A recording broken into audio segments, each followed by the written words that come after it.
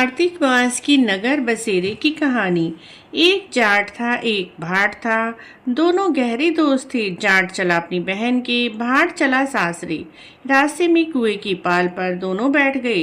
जाट बोला, नगर बसेरा कर लें। भाट बोला, मैं तो ससुराल जा रहा हूँ, खूब खातिर होगी, सो तू कर। जाट कुएं की पाल पर बैठकर पानी की घंटी और चावल का दाना लेकर नगर बसेरा करने लगा। बोला, नगर बसेरा जो करे सो मल धोवे पाँव।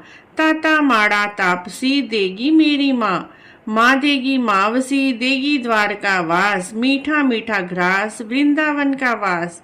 पांच कुलड़ी छठी रास, मेरा जिवड़ो श्री कृष्ण जी के पास। डालू पानी हो जाए घी, झट से निकल जाए मेरा जी। कर करके चल पड़ा। इस तरह जाट की बहन ने उसे बूरा चावल जिमाकर खूब खातिरदारी की, बातचीत की।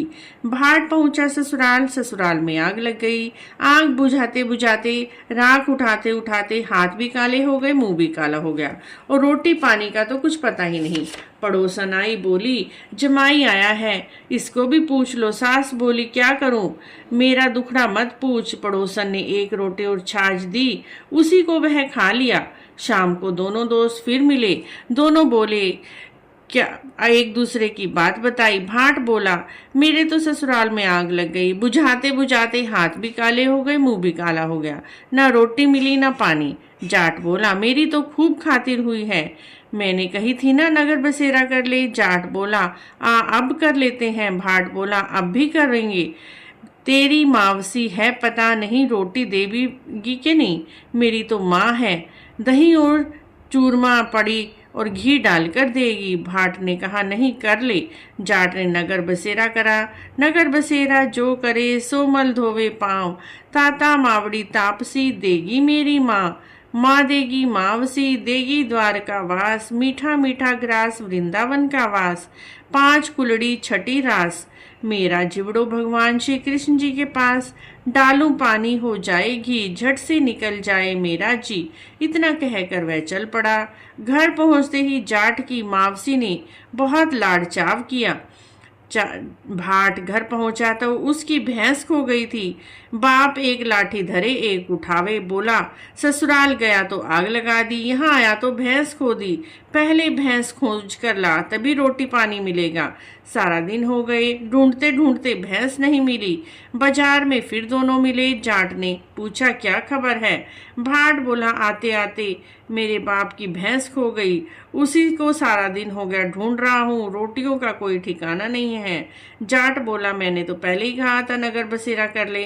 भाट बोला, तेरे नगर बसेरे के इतने गुण हैं तो अब कर ही ले। दोनों नगर बसेरा करने लगे। नगर बसेरा जो करे सो मल धोवे पाँव। ताता मावड़ी तापसी देगी मेरी माँ। माँ देगी मावसी, देगी द्वार की वास। मीठा मीठा घास वृंदावन का वास।